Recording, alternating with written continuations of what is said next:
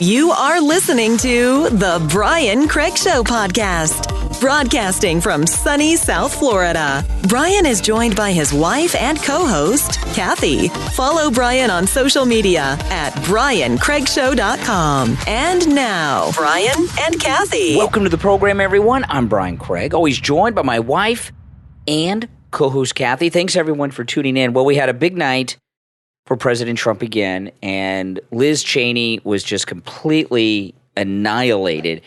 And her defeat, I believe, now I've not heard anyone go through the history of House races, but I believe that her defeat was the most serious defeat an incumbent member of the House of Representatives has ever suffered during a primary, an incumbent in a primary.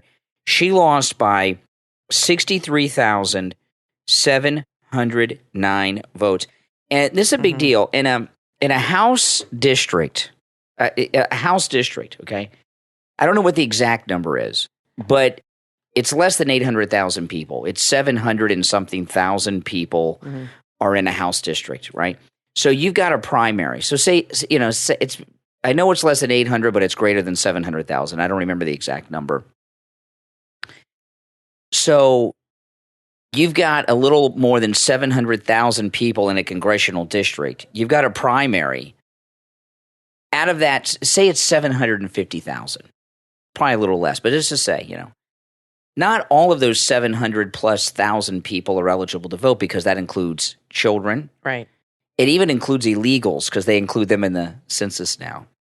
So out of that 700 and some thousand, how many of them are eligible to vote at all? Maybe half, probably less than half. Let me ask you. Well, let me just say, and think about this, okay? So you got 700 and some thousand. That's everybody. Right. They're not all eligible to vote because we certainly got children. But then you've got a primary. So out of those people, how many of them are registered voters? And then you got a primary where, it's only Republicans voting. So how many of them are actually vote? You know what I mean? So to get cream like this is amazing. Liz Cheney's defeat for an incumbent in a primary to get defeated. This is the kind of defeat you have if you have a popular incumbent and then some nobody that no one ever heard of is on the ballot and just pays the money to get on the ballot and they like work at a restaurant in town or something. Yeah, like AOC. This defeat is historic in nature, and while everyone is talking about it, no one's talking about that aspect of it. I mean, she was just obliterated. I think it's significant because, she lost by 34%. It was a thing of beauty. She's the saddest woman in Washington, even before she lost. I've never seen this woman crack a smile. She always looks like she's ready to cry. And it was significant because I think it shows people that they don't have to always vote for the incumbent, that there is another option, because people get used to seeing the same people in Washington. And a lot of these same people just keep getting reelected because a lot of people just don't bother to show up. And this shows that people can come together and actually make the system work and vote together to get rid of somebody. But look, she made her own bed. She made her decision. She's obsessed with Donald Trump, obsessed. Even in her concession speech, she was talking about him. She talks about him all the time. She dreams about Donald Trump. She's obsessed with this man. She thinks that she has got a massive ego. I didn't realize what an egomaniac she is. And she thinks that she is I think she feels that she has been ordained by God to stop this man. I mean, she really feels that this is her destiny in life. And the problem with that is, just read Moby Dick. When you get, it's a classic tale. When somebody gets obsessed with something, it ends up destroying their life, and it's already destroyed her career.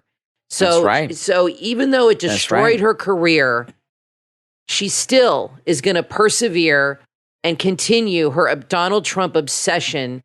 And I promise you, this will not do well for her in life. Well, she needs to move on, but nope, she's got a mission now. This Liz Cheney defeat, her ego is insane. And this comparison that she made, that she's, like Abraham Lincoln, she thinks she's Abraham Lincoln, this comparison. And I was talking on the radio today.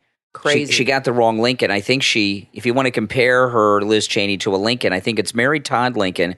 After President Lincoln's assassination, she went insane, and Lincoln's son had her committed to a mental institution. That seems more appropriate. That's Mary Todd Lincoln, not Abe Lincoln. Yeah. But you're right. She thinks that she's been ordained. And, President Kennedy, when he was a senator, wrote a book that used to be required reading, but with critical race theory now and all this stuff and transgender. It's probably not woke enough.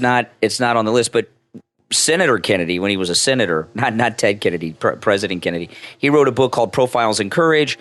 And it used to be required reading in the 8th grade for all of us in America. Mm-hmm. And what it was about were senators who went against their party and stood up for the right thing because they thought it was the right thing to do. And I think it was 5. It's been a long time since 8th grade, but I think it was 5 senators. She thinks she's that. She thinks she is like one of these. Profile in courage. Well, this defeat signals a lot of things. One of the things that it signifies that people have not touched on, except me, and I'm going to continue to touch on because this is amazing, and it fits into Murkowski in Alaska. Liz Cheney inherited this seat in Wyoming from her father. Her father was a House member for, I think, only one term in Wyoming many, many years ago, long before she was. But the Wyoming is is to the Cheneys what Massachusetts is to the Kennedys. Very beautiful in Wyoming. Yeah, very pretty state. Mm-hmm. And the Cheney family has had a lot of power and a lot of influence, and it's for her to lose one of these family legacy seats in a Republican primary is unheard of. Another one of these political dynasties that needs to be dismantled. I mean, it's incredible to me how she sees Donald Trump as a danger to democracy when he's really did nothing to damage the democracy at all. But this is a woman who's willing to do anything, including have Democrats change their party affiliation to vote for her to stay in power. It's I know that's okay and that's illegal, but it's really not the right thing to do. It's really a crappy thing to do. It's a shady thing to do. It's shady, yeah. And that shows you everything you need to know about this woman. And, she's a rhino. A story came out about her today where her net worth in the short time she's been in the House of Representatives has increased many, many, many times over. And her husband, I can't imagine that she's married. To me, I know Dick Cheney has a lesbian daughter. You would think it was Liz looking at her, but she's not. She's the heterosexual daughter. Well, have we seen her husband? I mean, what does he look like? The husband of Liz. She could be the man of the marriage. Yeah, the husband of Liz Cheney, his company makes boatloads of money from the CCP, the Chinese Communist Party, China. So she's another one on the take for China. But Trump's the danger. And I'll tell you, Dick Cheney's lesbian daughter, we had her on the radio once, interviewed her. She's got personality. I don't know if I agree with her. I don't know what her positions are. She's interesting and had personality, unlike Liz. But Liz has zero personality. Now, the other thing is, though, there's been a total rejection of people in the primaries, many of them incumbents, who challenged Donald Trump and voted for impeachment. And almost all of them that voted for impeachment have lost in their primaries or chosen not to run. They said the 10 Republicans that voted to impeach Donald Trump, 8 of them will not be coming back in the fall. That's right. They are either quitting, like Kinzinger, who quit because he knew he wasn't going to win, or they were voted out. 8 out of 10. Mm-hmm. That is incredible to me. Amazing. And that means 80%. We still have Murkowski, and she is not going to win in November. Chewbacca, she's in trouble. That other girl, they're neck and neck. She's going to beat her because there's no other people now messing up with that election, like as far as adding people to take away numbers. She is going to lose. I think Trump needs to really do another rally in Alaska, in October, do a couple. That is one seat we have to get away from. President that is another Trump, political legacy. I would like to see President Trump have 2 Alaska rallies. Yes. But the problem is we're getting into the colder months, and I don't know how doable a rally is as you get closer to winter in Alaska. I don't know. But I'd like to see have it in September. I'd like to see him do a rally soon and then do a second one as close to the election as possible, because Murkowski, it's an amazing thing about Murkowski. She's one that truly inherited this Senate seat. Yes. Her father was governor and appointed her to the Senate seat originally. Now she's run and been reelected.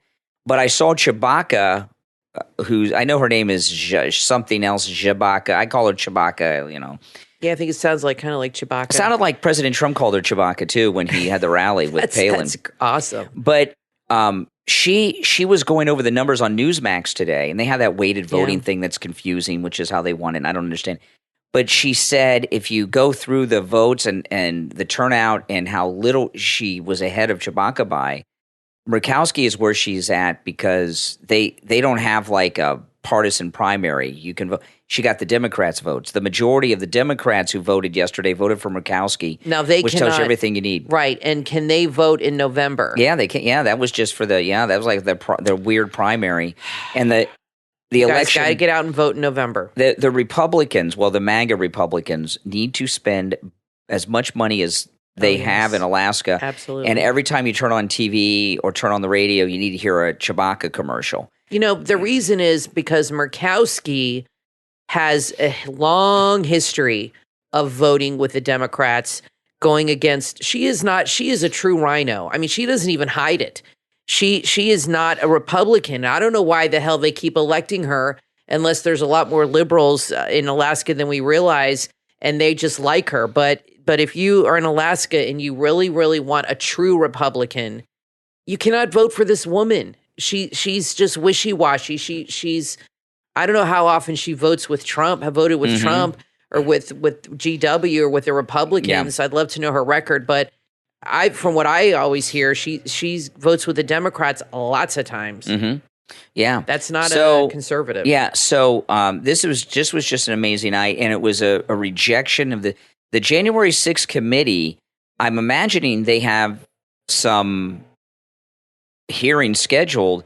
Be very interesting to see what a January 6th hearing is like after not just the defeat of Liz Cheney. People expected that, but just the obliteration and humiliation in the primary. Yeah, so Liz Cheney was completely obliterated, which is a good thing. And what do these never-Trumpers do?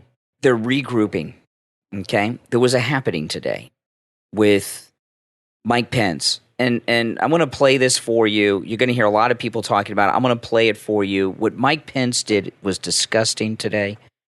He is on the move against President Trump, and he is trying to get the January 6th committee to call him to testify. Let me play you this audio. It's Mike Pence today. Jeremy said, if they were to call you to the committee to come and testify and talk, would you be agreeable? Well, if there was an invitation to participate, I would consider it. But you've heard me mention the Constitution a few times this morning. Under the Constitution, we have three co-equal branches of government. And any invitation to be directed to me, I would have to reflect on the unique role that I was serving in as Vice President. Oh, my God. It would be unprecedented in history for a Vice President to be summoned to testify on Capitol Hill. But as I said, I don't want to prejudge. If there's ever any formal invitation rendered to us, we get a due consideration audit. Okay. Now, a couple things. I'm going to go in reverse so I don't forget. He said us. Instead of me, he said us. He's using the royal we, which is the sign of a megalomaniac. Absolutely. He meant he said us, not meaning like two people, him singular. That's known as the royal we. Another thing there, I'm going in reverse because I'll forget. I'm so ticked off at Mike Pence. The second thing is, because there's three things there, so this would be the second no matter which way I was going, is he was doing what Liz Cheney's been doing constantly. The Constitution, co-equal branches, the Constitution, co-equal branches. Anytime you hear a politician wrap themselves around the Constitution, they're burning it before your eyes, okay? They use that as a way to burn it. And the other thing is this. He is trolling the committee to call him to testify. He's upset that Liz Cheney lost so badly. He's upset. Here we have President Trump's home was broken into last Monday. Pence isn't talking about that. He's trolling the January 6th committee saying, invite me. I want to testify. He was signaling to them. He knew this would go viral. I'm going to take this a step further. When was this question asked of him? This was today. Okay. I think what happened is, and you mentioned the word regroup, I think they had a conference call last night. Mm-hmm. And it was probably Pence, Cheney, Paul Ryan, possibly Dick Cheney. I think it was like a whole bunch of rhinos, maybe Kinzinger. This is just speculation. And I bet they had a Zoom call or some kind of conference call. Okay, what do we do now? What's our next step? Now, this is how politicians are. They get together. Strategy session. A strategy session. And they probably said, we need a heavy hitter. We need something big to happen now. So somebody had the idea, let's get Mike Pence to testify against Trump. This will do it. This will do it. So finally turn people. So they get a reporter. His first return to the Capitol since the insurrection. Because you have a lot of people that want to run for president. And I'm not talking DeSantis. I'm talking a bunch of rhinos. And they need Trump out of the way. Or they don't have, in their mind, they don't have a chance in hell. They're not that stupid. They need Trump out of the way for any hope in their minds.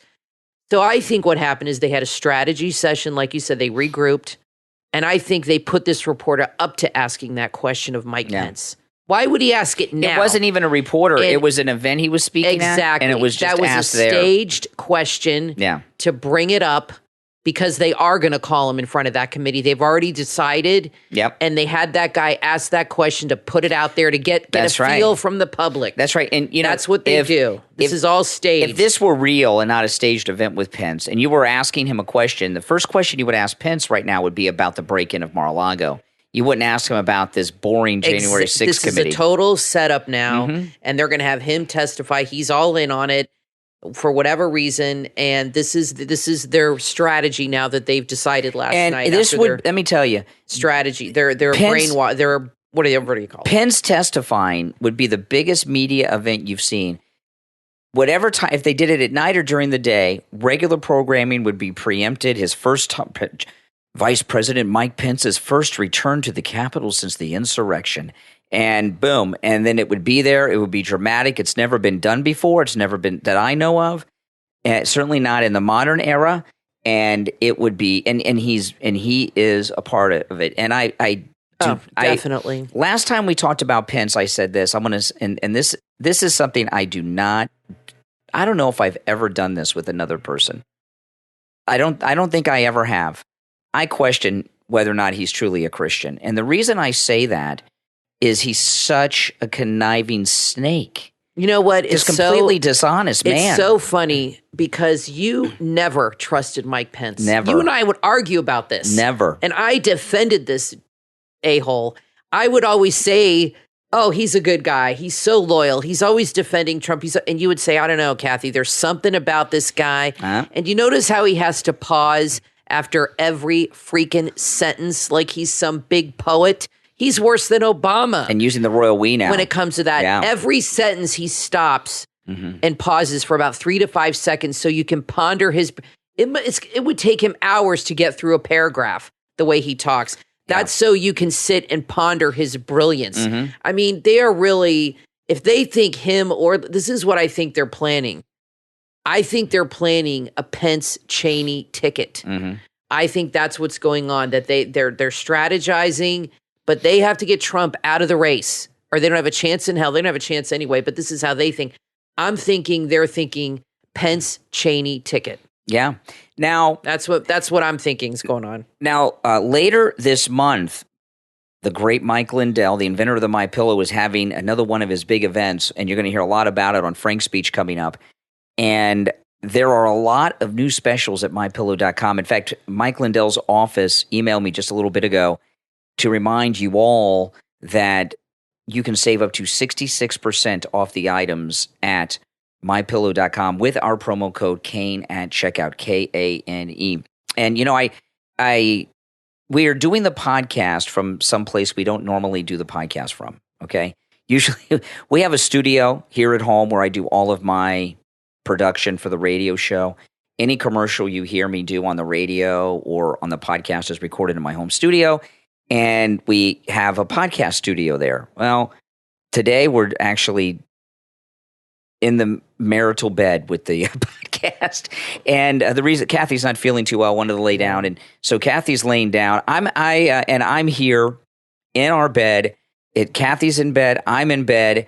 and our dog and cat are in bed, and all of us are on top of our 3-inch MyPillow mattress topper. And let me tell you, it's a relaxing place to do a podcast from, isn't it, Kathy? It is. Whenever I need to relax, I'm not feeling good. What do? I go right to the bed and lay down. That's right. And just relax. It really is super comfy. Yeah, so we're on our 3-inch MyPillow mattress topper, and the 3-inch MyPillow mattress topper right now with our promo code Kane at checkout, KANE, is 50% off, which is the lowest price ever on the MyPillow mattress pad. And, we've had our MyPillow mattress pad for a little over a year. Yeah. It is life-changing. It's just like the day we got it, too. Yeah, that's right. It really does not lose its shape or and it doesn't slip and slide or anything. It's just as soft. It's really nice. That's right. And it comes really in every maintains. mattress size there is. If you have a mattress, the 3-inch MyPillow mattress topper comes in that mattress's size, okay? It comes in from twin all the way up to California and split king and every size in between. And I've been telling people this week on the radio, school is going back in our community today. Yeah. School's back in. The 3-inch MyPillow mattress topper would be a great gift for the student in your family, no matter how young or old, from college all the way backwards to kindergarten. You know why? Because when kids lay in bed, especially when they get older, I don't know about you, but our daughter lays in bed with her cell phone. I mean, I've seen her in the morning with sleeping with her phone in her hand. Her skin's growing around it. Yeah. But let me tell you, if your kids lay on a mattress topper, they will fall asleep within 5 or 10 minutes. And get a well-rested night's sleep. No matter what device they're on, they will be so comfortable. They will just naturally, honestly, go right to sleep. It will help them go to sleep faster, which is what you want. You don't want them up till 2 o'clock in the morning on their phone.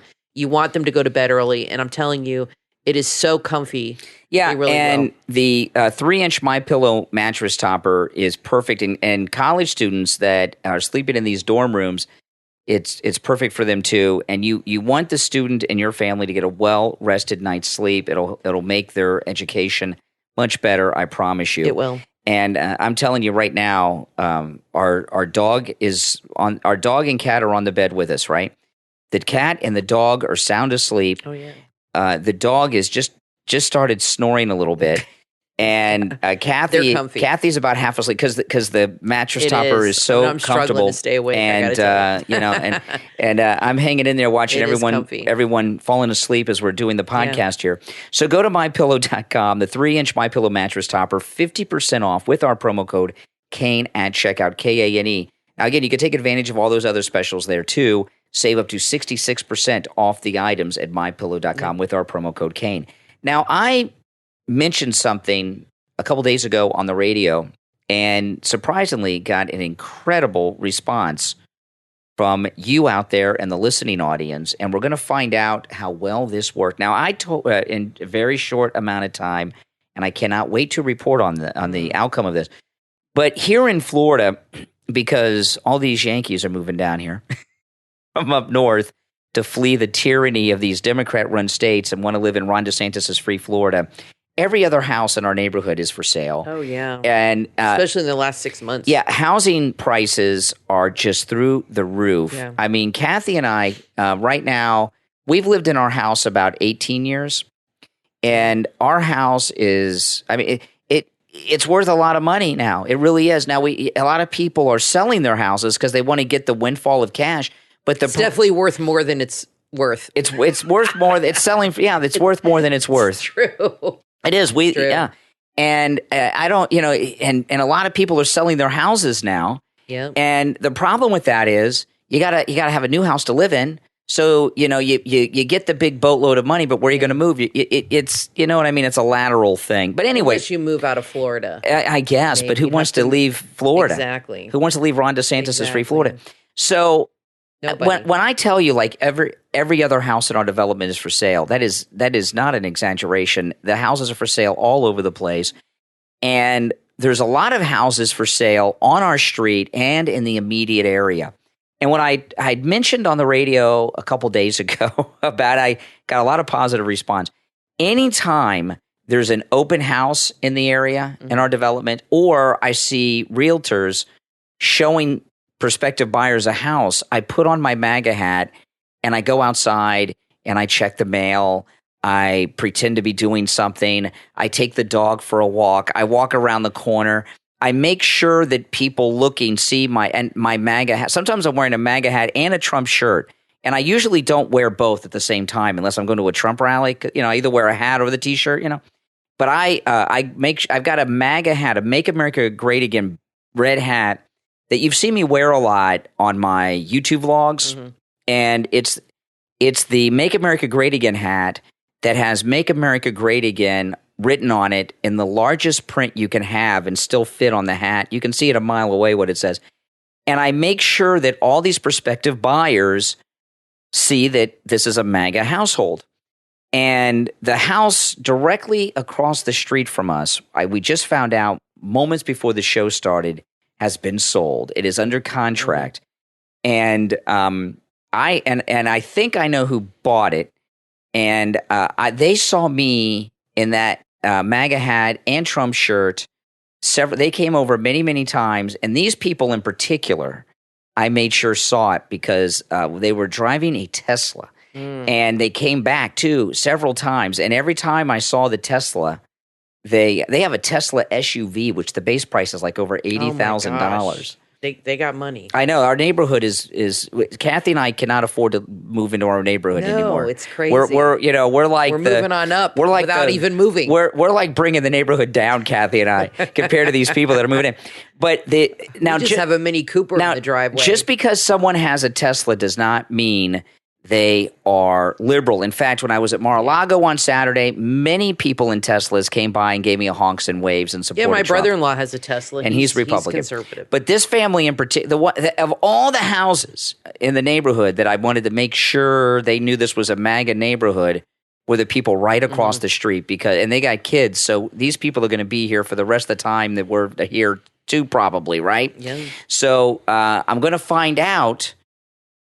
It hasn't closed yet. It's under contract. And I'm pretty sure it's them because they came by 2 days ago and I did it again. And not only did I do this time, I walked right in front of their car, Kathy, because they parked their car in the street, not the driveway. Why don't you just walk up and down the sidewalk with a Trump flag? Yeah, well, right. Or attach one to your car and just drive around the neighborhood with a bullhorn. Not only did I walk right in front of their car, I looked directly at them and waved. Well, I wanted to make sure they knew. Do you really think now? This is what's frightening because this is true.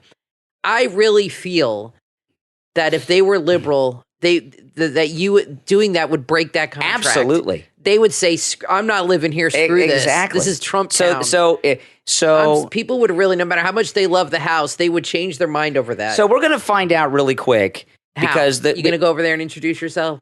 Yeah, new neighbors. I'll go over there when they move in. Now they haven't closed yet; it's under contract, so it may take a few weeks, or who knows how long it'll take. It take a month, But when they move in, I'm pretty confident that they're MAGA, which is a good thing. And Brian is determined to turn our neighborhood completely MAGA. Well, we live in a pretty conservative development. We do. This is a Trump development, but the thing about it is, when of all the houses in the neighborhood, that one I wanted to make sure because they're right across the street, and the people right across the street you got to live with for another 18 years or whatever. Well, you got to look at them. Yeah, exactly, and deal with them and all that stuff. And even the house next door, I was doing this. When the people were looking at that house next door to ours, I was doing the same thing for a while. And the people that moved in, they're MAGA people, and I made sure they knew we were. And a lot of people will say, well, I got a lot of support from conservatives who said that's the right thing to do. They do the same thing, and I might start a trend in Florida. But a lot of people would want, in particular liberal people, why would you do that? Well, when you're a conservative, in particular a MAGA conservative, and you got somebody else that is a liberal, your value system is completely different from one another. And I want to live in a neighborhood that shares my values. Yeah. And if I have some bleeding heart liberal across the street who wants their 14-year-old daughter, like Joe Rogan, to be able to have an abortion and scream at the Babylon Bee about it, I don't think we share the same values. And over the long term, what would it be like having a next door neighbor that you have a completely opposite value system then? I think it's pretty dramatic. So I'm doing my best to make this a MAGA neighborhood. Then I'll have to make it a MyPillow neighborhood next. Yeah, but we'll have to work on that, a too. MAGA neighborhood first. Well, the two kind of go hand in hand. So. Yeah. So listen, we're going to take a quick break. When we get back, there's a lot more to talk about. I'm Brian, always joined by my wife and co-host Kathy. Don't go anywhere. Back after this. Would you like to be a part of the next crypto trend? Then go to antarcticlands.org and take a look at Antarctic AAL token. It's launching September 15th, 2022. Sign up to receive 100 free Antarctic AAL tokens. Request citizenship now before it's too late. There's only a limited quota of free AAL tokens, so hurry up. AAL is a global project of the Antarctic Lands Organization that aims to use cryptocurrencies and blockchain to support and develop green activities and environmental protection. What are you waiting for? Play your role in saving Antarctica. Apply for free citizenship and help prevent Antarctica from becoming the victim of an environmental tragedy. AntarcticLands.org. That's AntarcticLands.org. The new book from author Daniel Castlereich is now available on Amazon and BarnesandNoble.com. Helix Mysteries, The First Change. An ancient galaxy gateway is about to reopen. Its emergence will transform the Earth. But while creatures of myth and legend struggle to find their place in the modern world, an enemy patiently waits across the stars. Terrified and confused as the first human to evolve, Sam seeks help from the only person who won't run in horror, Emily. But the more they learn about Sam's transformation, the more they realize how little humanity knows about itself. As Sam's evolution progresses, more and more people begin to evolve. The quest to become normal is quickly sidelined by the need to simultaneously broker peace and prepare for war. Thrust into a top-secret military unit, Sam and Emily must work together to prepare for an enemy seeking to end life as we know it. If you love sci-fi and fantasy with lots of action, you will love Helix Mysteries, The First Change, from author Daniel Castlereich, available in Kindle and paperback on Amazon and BarnesandNoble.com. Are your mornings ready for an upgrade? The Morning Upgrade Podcast with Ryan Cote is all about personal development. By having a strong morning routine, you can change your life for the better. In fact, the right morning can be the catalyst to success and growth in your life. It's all about investing in yourself and personal growth in the right direction, making positive changes in your morning routine to get the results in life that you want. Striving to be a better version of yourself is a goal that never should end. We all need to work on improving ourselves. Being our best selves impacts everyone around us, and it starts with the right attitude and the right morning routine. Add the Morning Upgrade Podcast to your podcast playlist, available on Apple Podcast, iHeartRadio, Spotify, your favorite podcast player, and morningupgrade.com. Make sure to sign up for the newsletter, the Morning Upgrade Podcast with Ryan Cote. You are listening to the Brian Craig Show podcast, broadcasting from sunny South Florida. Brian is joined by his wife and co-host, Kathy. Follow Brian on social media at BrianCraigShow.com. And now, Brian and Kathy. Welcome back, everyone. I'm Brian, always joined by my wife and co-host Kathy. Thanks, everyone, for tuning in. Okay, so Dr. Oz made a video that he put out as a campaign video trying to look like a regular guy, and he's so elitist that when he tried to make himself look like an average guy, he made himself look like even more of an elitist than I thought before. Oh my God, it was pretty bad. And everything he does is just ends in disaster. Yeah, he just can't get a break. I'm gonna play you this audio we're talking about now. I want to say this. Dr. Oz made a fool out of himself, okay? But he's running against Fetterman, who's the lieutenant governor of Pennsylvania. Fetterman, who suffered a stroke the week of the primary. I saw him at a speech earlier this week. He speaks like Biden. He's really out of it. And he's an admitted communist. Yeah, he's got to vote for Oz. So while we're going to make fun of Dr. Oz here, this is in no way telling anyone not to do anything but vote for Dr. Oz because he's endorsed by Trump and he's running against a communist. You really have no choice. His vote. I mean, but you really don't. What are your options here? You have to, and the communist staying home is a vote for this other guy. So you have to, the lesser of two evils kind of thing. Unfortunately, they're in a pickle for sure. Yeah, but what he did was so ridiculous that we have to talk about it. In fact, I didn't even know what this thing was he was doing. So let me play this for you. Yeah, I had to explain it to Brian. And then we'll talk about it. Okay, this is Dr. Oz. He goes out to a grocery store in Pennsylvania. He gets the name of the grocery store wrong, by the way, because he's not really Pennsylvanian. I know that. But, oh my goodness. Yeah, and he made himself just look like a elitist snob. Here we go. So I do some grocery shopping. I'm at Wegner's, and my wife wants some. He said Wegner's. I think I'm not in Pennsylvania. Is it Wagner's? He said Wegner's. It's you know what? It's Wegmans. That's Wegmans? That's the shop Wegmans? they use on QVC. Wegmans. Wegmans? Yeah, he got the name wrong. So he said the name wrong. I thought he said Wetners. Wetners. What the hell is he? Yeah, he got the name wrong. It's Wegmans because that is the store. QVC is in Pennsylvania, and all of their groceries on set have the Wegmans label. And I'll tell you, it's a big store up there. This video that he made, he wasn't filming it. He had somebody film him at the grocery store. Wegmans, it's called. Gosh. What's it called? Wegmans. Wegmans. Yeah, he doesn't have the name right. A lot of times, there's a lot of movies and television shows that film in Florida, and sometimes they don't film in Florida. They film in California and try to pretend they're in Florida. Yeah. And in Miami in particular, and nothing drives me nuts more than watching a television show or a movie that's taking place in Florida, and they mispronounce things. Like I was watching Dexter. Remember Dexter, guys? Mm-hmm. And the detectives were questioning a suspect, and and these were Miami detectives, and they were going. This won't mean anything to anyone outside of the Miami area and South Florida area, but they said we're going to go talk to them on Brickell Avenue, and we'll be at Brickell at 5.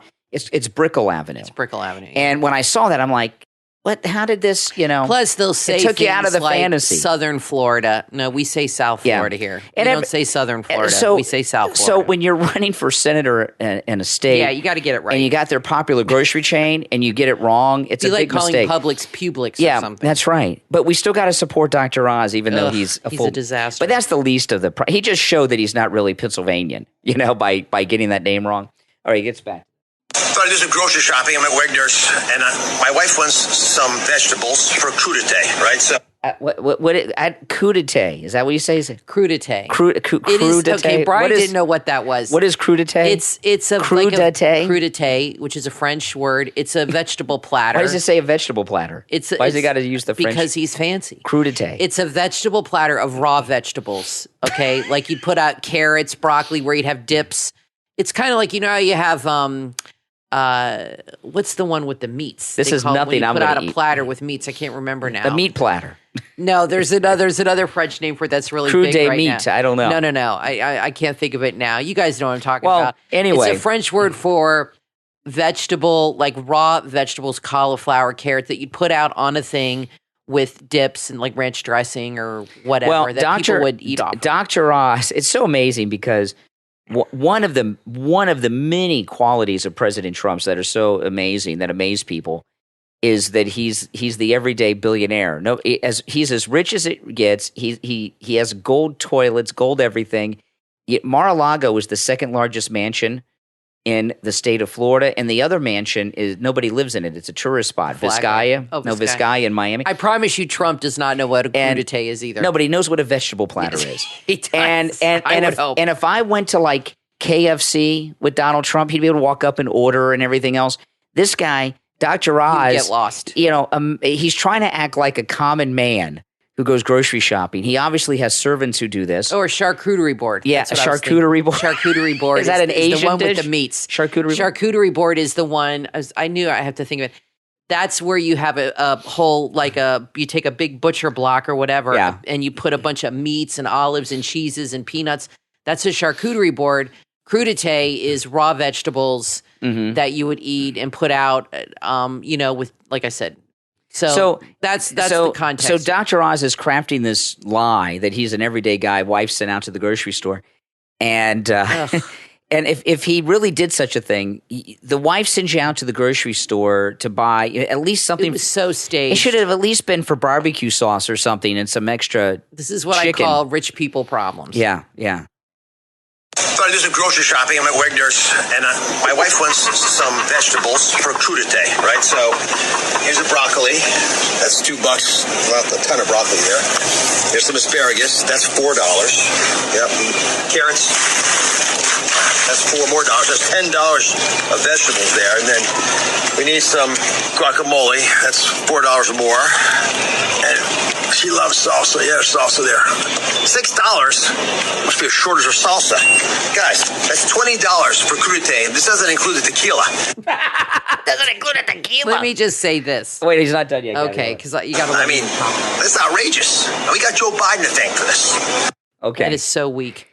Here's the deal. You don't put asparagus on a crudite. Dr. Oz does. Okay, even I know that. And you don't put guac. Who dips vegetables in guacamole? And what's the and vodka? Salsa. And he's making a Mexican crudite. I guess. So because you don't dip vegetables in guacamole or salsa. That's gross. You dip them in ranch dressing, blue cheese dressing, things like that. Guacamole and salsa is for Mexican it's very strange. food. Now, or chips or something if like that. Kathy you don't sent put me- asparagus with guacamole. Okay. If Kathy said, if it's a Saturday, and Kathy, if you said to me, "Hey, Brian, go to Publix and get a crudite," I'd have to say, "What the hell is a crudite?" And then he would say a vegetable platter, and then my next response would be, "Well, what am I going to eat?" Right? So then I would end up going to the grocery store. Oh my gosh, I get slapped.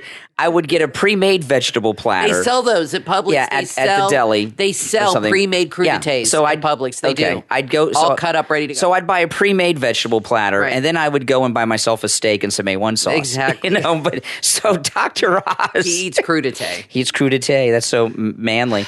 You think Donald Trump eats crudité? No, I don't think a vegetable has passed his lips. Why should it? Why should it? No, and he's healthy as a horse. Well, yeah, that's right. So then He's a real man. He eats meat and potatoes. So Dr. Oz, he's trying to do damage control. Oh, so my he went gosh. on Newsmax today to explain this to Newsmax. So let me play I this. can't wait to hear Oh, this. this is great. Yeah. So here's He Dr. just needs to keep his mouth shut. Yeah, and be himself. It's you know what? Yes. Maybe he is. Maybe that's the problem. Well, Brian. no. Maybe he needs to stop being himself. He's a snobbish, Yeah. rich television guy. That's right. And, part of the thing is, he's a television guy. So anytime there's a camera on, even if it's an iPhone camera, he's all of a sudden in his fake mode where everything is blocked and set up and But here's what's so pre-planned. perplexing about it. He's worried about crudité. Okay. So he knows what that is. He eats I don't. that supposedly, but he doesn't even know what goes on a crudité. It's confusing. Well, the servants do So that. why? So no. So no. The thing is, if he's making it up, okay, because he doesn't know what a proper crudité is. If he's making Maybe it this up, is how Muslims hold do on. it. No, if he's making he's it Muslim. up, okay, if it's totally made up, why make up this? Why crudité? Whose idea was this? Oh, I got a great idea. Let's go to Wegmans or Wegmans, whatever you want to call it, and you're going to put together a crudité platter. Don't forget the tequila. Right. If he doesn't know what that is, which I'm sure he does, why choose that as your storyline? Because Just you know why? bizarre. Because he is so elitist and such a snob, he doesn't even know. This is like if Pelosi's Oh, my husband goodness went to the gracious. store. Yes. And he's so out of it, he didn't think about, instead of tequila, get a 6-pack of Bud or Mick Light or something. So anyway, he goes on Newsmax. So let me play this exchange. what a stupid So thing to the do. Newsmax guy asks him about this. Oh, Okay, my gosh. so listen to this. This'll be good. This is today. The video was yesterday. He's on Newsmax today trying to do damage control. Oh my goodness. Talk crudité, if we can. As you know, this video went viral.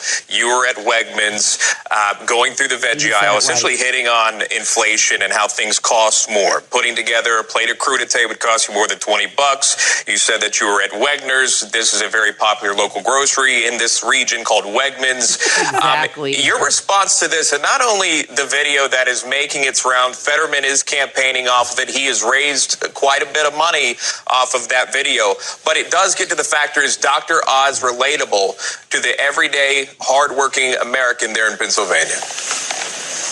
Listen, I rolled my sleeves up my whole life. I've taken care of patients, saved lives, invented devices. I've started foundations where we take care of tens of thousands of teens around the country. He's made it worse.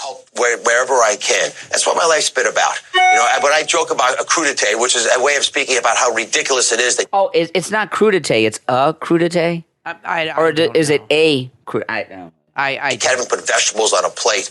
In the middle of a campaign, we'll do whatever we need to do to make sure the people of Pennsylvania respect what we're about, and that we're going to work as hard as we can to fix their problems. It's what I've done my whole life. It's what I'll continue to do. He's running on Crudite for everyone, right? Oh my goodness. Just what Challenge my everybody opponent. wants. What have you done rolling your sleeves up in your own life to make life better for the people of Pennsylvania? And I think if the voters, when they do look on November the 8th, they're going to ask one basic question. Are we happy with where the country's headed? And I think for most people, the answer is no, which is why I'm the choice. I'm the man for change. I'm the person who will put us on the right track and address many of the challenges, cost of living, crime, and our schools that afflict so many Pennsylvanians. And I mean to fixate on it, but I just, for those watching in Pennsylvania, you know how particular many people are about their groceries. What happened with Wegmans and Wegner's? Can you explain that to them? Yeah, I was exhausted. When you're campaigning 18 hours a day, Whatever. Listen, I've gotten my kids' names wrong as well. I don't think that's a measure of someone's ability to lead the Commonwealth. Oh my goodness. Was he doing surgery when he was like, okay, this is the thing about this, and this is serious business, okay? And by the way, please, in Pennsylvania, vote for Dr. Roz. We need him, not this commie. He's endorsed by Trump. Got to see the bigger picture. But this guy's a clown, I mean, I'm sorry. But, here's the thing about this, okay? This was a television production. They put this together. He didn't film it himself. He had a film crew with him at the grocery store. It wasn't spontaneous. And no. And it was planned and scripted and everything. And his campaign, he's not really from Pennsylvania. I don't know where he really lives, but I've heard he went to school there. Yeah. But the people that work for him are not Pennsylvanians either, because they would have caught that and they would have said, let's see if we can edit that out. If we can't edit it out, we can't use it. It was not because he was tired. He got it wrong. Yeah. He got it wrong. If the people that worked for him were Pennsylvanians, they would say, we can't air this. We got to go back and redo it. True. If we can't edit that out, because, people are going to think you're not really Pennsylvanian because you don't know the name of the major grocery store. Let me tell you something. Just a little slip up like that can cost you an election. That's right. Because it shows you as being a carpetbagger. Yes. And it shows you as somebody because people really don't, especially I would think in a place like Pennsylvania, which has such a history, they don't like somebody coming in that isn't one of them. And that's a big thing with people. And it should be when somebody represents you. Like DeSantis, he's a Floridian, born and raised. He's a Florida boy. And that's why people love him so much, and I like people that are from the state and that know the state, because in my personal opinion, those are the people that really know what Florida is all about. And every state is unique and different. And that is a very popular grocery store. And it's like Publix here. Everybody knows Publix. And when you say that wrong, it says so much about you. It says that, like you said, that nobody on the crew caught it, so none of them know what the hell's going on. And I don't care what he said. He said it wrong because he said it wrong, not because he was tired. So he's a liar. He doesn't know about He's a liar. Wegmans. And he's probably never been to a Wegmans. And his response was to lie. That's right. He lied about it. He lied. Still, you have to choose between him, who is friends with Trump, who Trump endorsed, or a communist. So pick your poison. So that's what you got to do. Pick your poison there. The reason we're talking about this extensively is for a very serious reason. Okay. Yeah.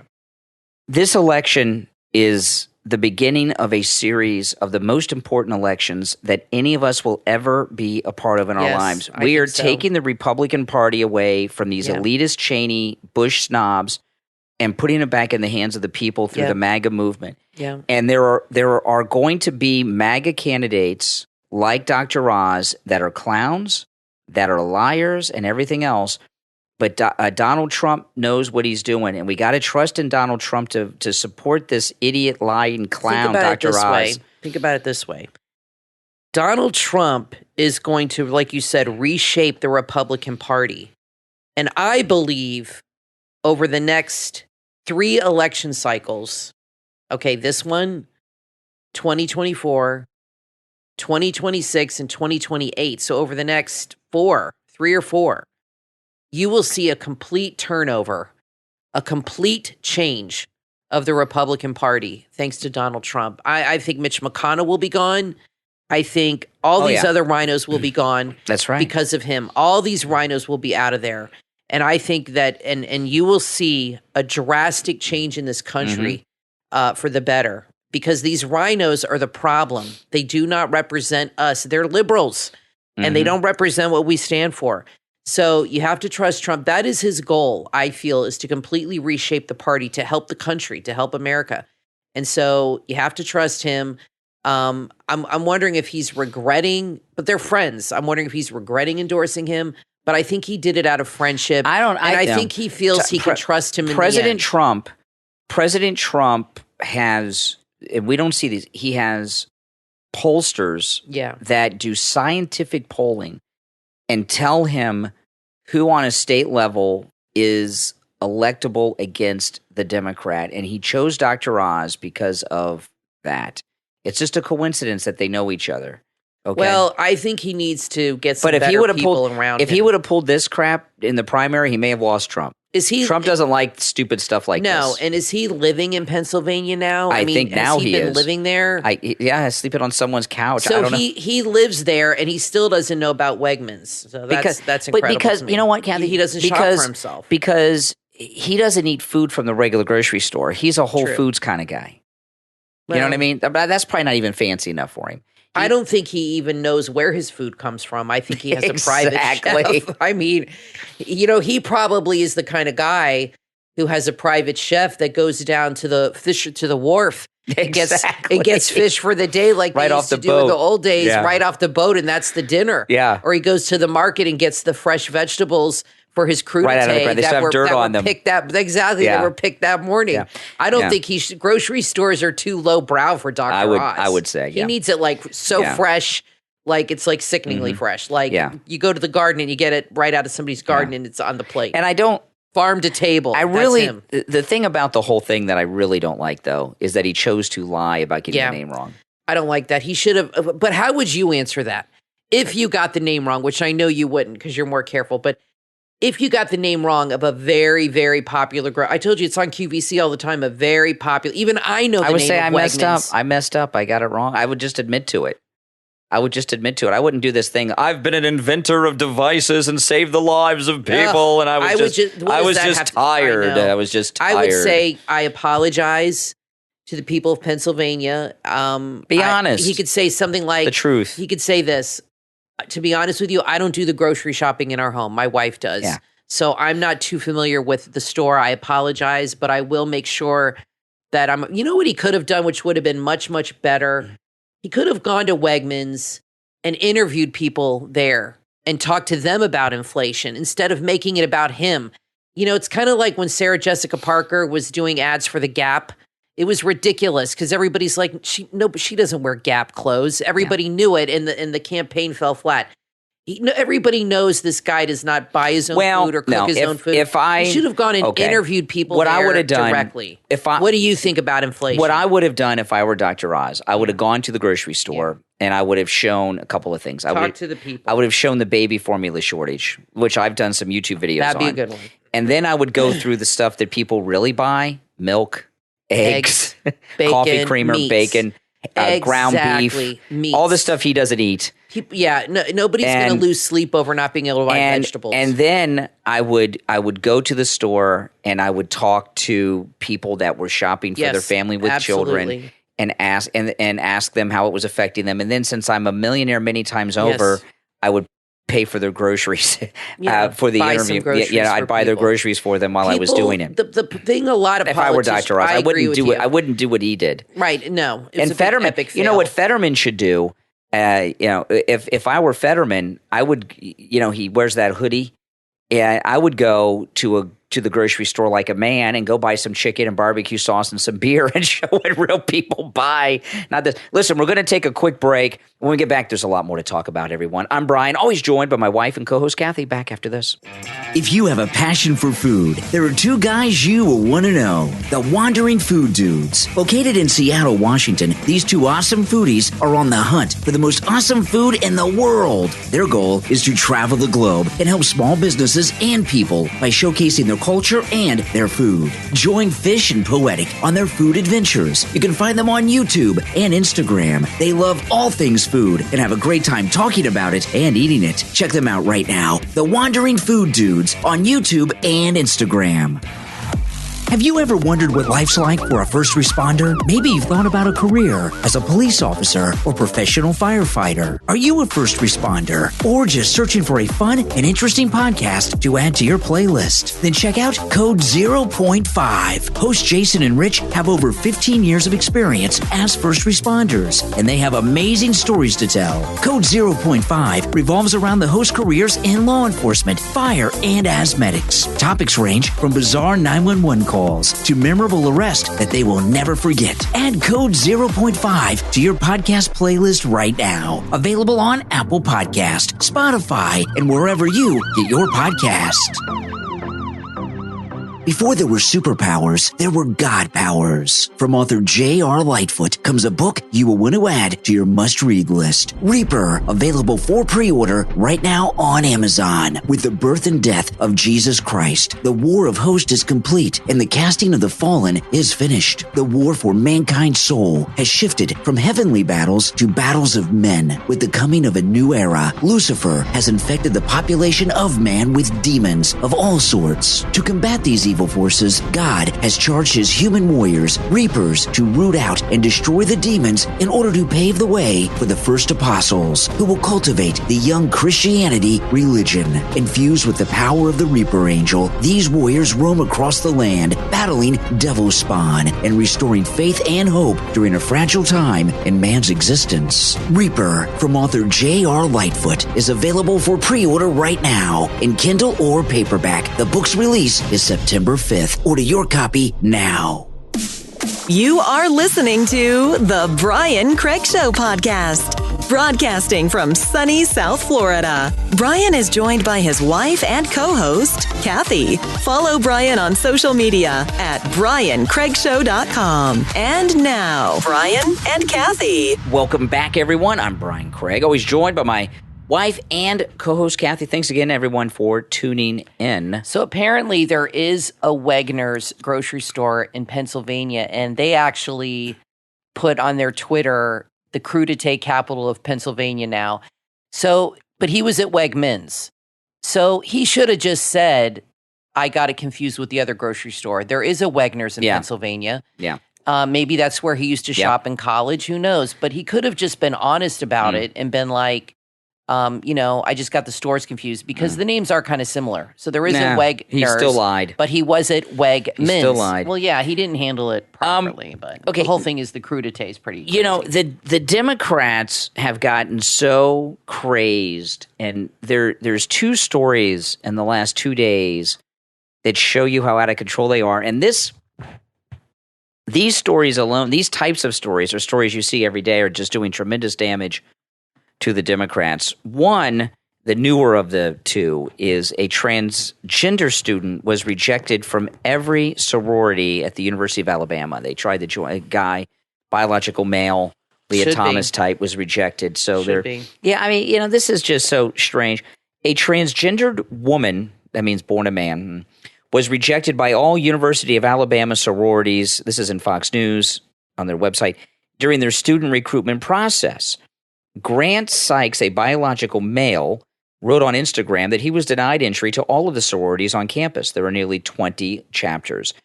Unfortunately, this chapter is closed. This recruitment journey is over for me. Being dropped from my last house this morning during primary recruitment doesn't come as a surprise, considering I was dropped by all of them. I'm hopeful of a future where everyone is welcome to just be themselves. Now, I don't know. I went to college as an adult, so my fraternity was working so that I could eat. I can speak on this, but you were in a sorority. I was in a sorority. I went through Rush. Well, I'm trying to imagine this, okay? I lived in a sorority. Okay, so I'm trying to imagine this. Yeah. Okay, you were in a sorority. Right. Could you imagine in your sorority house having a man in there, in fact, dressed as a girl? What would that be like? Well, in fact, in my sorority, men were not allowed on the second and third floors. And the only man allowed on the floor was Cookie, and he was the maintenance man. The maintenance man. And when he was on the floor, he'd have to walk through through the floor. Man on the floor. Cookie. Kind of guy goes by Cookie. Man on the floor. Man on the floor. He'd say that because in a sorority, there's girls running around in towels. Nobody's running around naked, but there's girls in towels in their bras and underwear. That's how it is. Girls with their hair in curlers, at least back when I went to school. No makeup on. Men were not allowed. It was a strict rule. Only Cookie was allowed because he would have to go and fix something and he would announce himself, like I said. But it was a very, very strict rule. Well, and if you had a guy on the second or third floor, you were thrown out of the house. If they started allowing these Leah Thomas types to join sororities, every guy going off to college would all of a sudden identify as a woman. You have to draw a line somewhere. It would make me very uncomfortable to have a biological male because, you guys all, when you're in a sorority, you live in very close quarters. I mean, you're living in a nice, beautiful home, but you got about 20, 25 girls living together, sometimes more. You share a bathroom. Yeah. We had a community bathroom. We didn't have private bathrooms. We had one big bathroom with like 7 stalls. Mm-hmm. So we all had to go we had community showers. Now we all had our own little shower with a curtain, but it was all in one big room. Like in dorms, it was a similar thing. Well, we didn't have a private bathroom. You know how guys are. Every guy wants to live in a sorority house. They're all going to identify as girls. They all would do it. You got to draw the line somewhere. I would be totally uncomfortable. The last time I heard of a guy pulling some act like this is when Bundy went into that sorority house and at Florida State. I remember when all this started. And that happened at Florida State where I went to school, Chi Omega. I remember when all this started happening, and you would make jokes how regular straight guys were going to pretend to be girls, and I thought you were insane. I said, they wouldn't go that far. Of course they would. And now it's happening. I am convinced Leah Thomas is not really transitioning. I think he's a cheater. Yeah. And you're going to find a lot of pervs that are going to say, I identify as a girl, so they can, get in living in a sorority house. Now, this is what school did you say? Alabama? University of Alabama. Okay, let me tell you about University of Alabama has a hardcore rush system, and they are big. Their sororities are big. It's a big, big part of the campus life up there. I know people that have went there. My sorority has a huge chapter there, and it's huge. And that's a big school for sororities, and it's the South. It'll be interesting to see how the school handles this, and they definitely should protect the girls. And let me tell you, if a sorority doesn't want you, why the hell would you want to be a part of that house? I wouldn't want to be in a house that didn't want me. Make a stand. I mean, I went through Rush, and the way the Rush system works, it's good. You go to all the houses a couple times. You make your pick. They make their pick. And you end up going where you belong and where you're happy. I wouldn't want to be in a house that rejected me, that didn't want me. Why would you want to do something like that and make everybody uncomfortable? No. This is what it means when these young people are very selfish and they don't consider how it makes other people feel. It's more important that they feel good and they make a stand instead of considering, well, this might make other people a little uncomfortable. Well, maybe I should rethink this and be a little selfish. There are 2 crazy issues that are going on that are just devastating to the Democrats because even reasonable liberal people don't want anything to do with this. One is this transgender stuff. And the other one, a lot of things fall under the umbrella of the critical race theory. One of the ones we saw is in Minneapolis, where they got to do some teacher layoffs apparently, and they said that white teachers, regardless of seniority, that means tenure, be damned, that white teachers should be laid off before black teachers. Do you know why they said that they should do that? Why? Do you know specifically? They said it will make up for past oppression. Yeah, and this is the thing.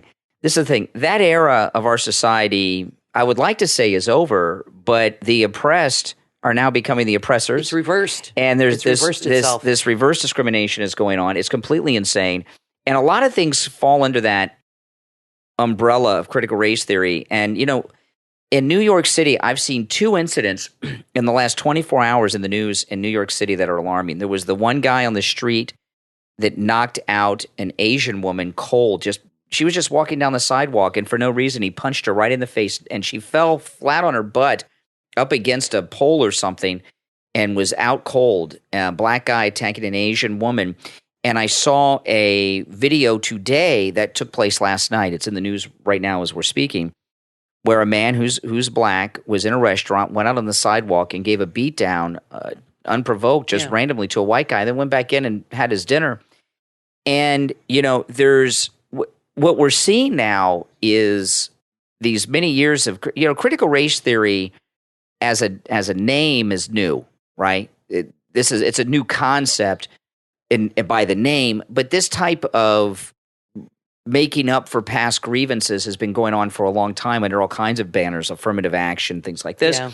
And what you have in these liberal cities, what's going on in New York City, what's going on with this teacher thing in Minneapolis, is you have liberal black racists who feel justified in their racism acting out in ways that they feel justified in acting out in. They don't even realize or think they're doing anything wrong. There's a guy that calls me on the radio from Harlem, Renee from Harlem, and he's very racist, very angry towards me and all this stuff. And I was talking to a caller about him today, and I said, this is typical of what you're getting in New York City today. I'm having a phone conversation with him, but this is what you're seeing on the sidewalks of New York. Well, he's really unhinged because you told him we have a black daughter. Yeah, and that really sent him over the edge. Like he I think when you did that, his reaction was complete shock.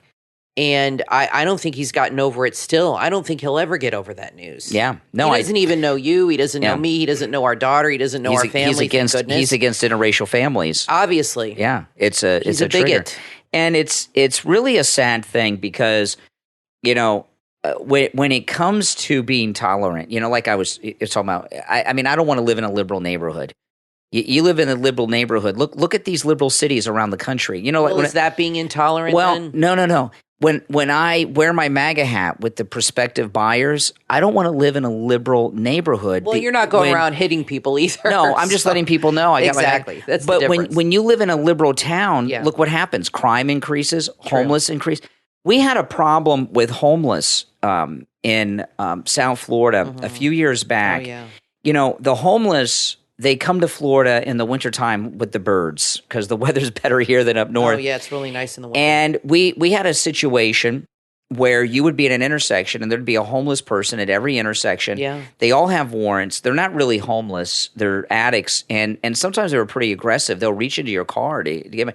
And so there was a movement, which I was a strong supporter of, to pass a local ordinance banning panhandling. Finally happened. And these bleeding heart liberals were fighting it and would finally put it over the edge. Someone started tracking the panhandlers, and they would go from the street corner to the casino. And some of these photos made the social media. So anyway, I don't want to live in a liberal community, not because I'm a bigot towards liberal-minded people. When you have liberals running a community, you have crime, high crime, unenforced crime, no bail, homeless all over the place, needles on the sidewalks. Well, they're enablers. Yeah. I mean, look at Joe Biden. He's an enabler too. They have an enabler personality. And it seems to be across the board. You see it with Joe Biden, with his children. You see it with these governors, with these mayors, these district attorneys. They are enablers of crime. Yeah. They're enablers of homeless. Look, it's one thing to help people. But when you're enabling and encouraging the behavior, that's when it's a problem. You go to Los Angeles, you go to Venice Beach, they've driven out. I was just reading an article the other day how these liberal cities, they're driving people out. In Portland, I was reading an article that people are leaving the city in droves. They're being forced out of their homes because there's so many homeless people in the city. Right. They can't live there anymore because the city, what happens is when you become a haven for these things, all these homeless drug addicts move there and they want to live there because for them it's a utopia. That's but for right. everybody else, it's a freaking nightmare. So this thing with this, just to finish up on these racial attacks you're seeing, this is the thing about this rage that liberal black New Yorkers are going through. This is the thing I've told people before, and they don't understand this, but it's so true. People that are racist never view themselves as a racist. They think they just see reality. Yeah. They don't say to themselves, I'm a racist. That's something as an outsider you have to observe. And when you meet someone who is a racist, regardless of their skin color, ethnicity, or background, or what their race or their bigotry is towards, it might not just be racial. It could be a religion. They always have justifications for it. I mean, look at the anti-Semites that are harassing Israel all the time. They have every excuse under the book about why Israel is the aggressor, which is absurd. So, it's hard to rationally discuss with these people and get through to them. You really never. I mean, look at MSNBC. Look at Joy Reid and Tiffany Cross. Oh yeah, those two women They're off the rails. Are sad. And I'm not exaggerating at this. Tiffany Cross, who does weekends on MSNBC, and Joy Reid, who's on during the week on MSNBC, are equally as racist as Edward R. Norton's character in American History X. Mm-hmm. But you couldn't convince them of that. They believe that they see the world as it is. Now, I want to take a moment to – oh, there's Nina. You okay, Nina? She just woke up. She's coughing. She's getting old. Yeah, she's getting old. I've noticed she's hacking a little bit more. Yeah, our dog is almost 15 years old, so she's shaking more. I think I know, it's sad. Her legs shake. I know, it's terrible. Poor thing. She's like 14, 15. I know. Kathy and I are even talking when it comes, time to we have to put her down. It'll be at some point in the future. We're going to do the thing where they come to the house because she is so terrified to go to the vet. You don't even want to know how awful it is. It's awful to take her to the vet. She shakes. She loses control of her bowels. She does literally. She literally loses control of herself. And I don't want her last moments to be that way. So when hopefully many years from now, Nina's going to live forever. We'll have them. Now I want to take a moment to thank all of our Patreon supporters who support this show and make this show possible. And it's very, very much appreciated, our Patreon supporters. I mean, you guys are like sponsors of the show. That's exactly right. And my phone just did that's that. one of them saying, you're welcome. Yes. My watch just did that. Yes. But your support is greatly appreciated. And Patreon supporters do all have access to commercial-free editions of each and every podcast episode. We post those commercial-free podcast episodes on our Patreon page. And there's a link to our Patreon page in the description of this and every episode. And our top Patreon supporters get a live on-air thank you shout-out and their first names listed in the description of every podcast episode. So the names you will hear now are our top Patreon supporters. I want to thank Andrew and Connie, Christine, Gary, ETW, Chuck, D, Pamela, Rick, Nick, Wesley, and Leigh Paul. These are our top Patreon supporters. Thank you so much for your support. Well, everyone, we're going to take off for today, but we'll be back next time. I'm Brian Craig, always joined by my wife and co-host Kathy. Thanks for listening, and we will talk to you next time. Would you like to be a part of the next crypto trend? Then go to antarcticlands.org and take a look at Antarctic AAL token. It's launching September 15th, 2022. Sign up to receive 100 free Antarctic AAL tokens. Request citizenship now before it's too late. There's only a limited quota of free AAL tokens, so hurry up. AAL is a global project of the Antarctic Lands Organization that aims to use cryptocurrencies and blockchain to support and develop green activities and environmental protection. What are you waiting for? Play your role in saving Antarctica. Apply for free citizenship and help prevent Antarctica from becoming the victim of an environmental tragedy. AntarcticLands.org. That's AntarcticLands.org.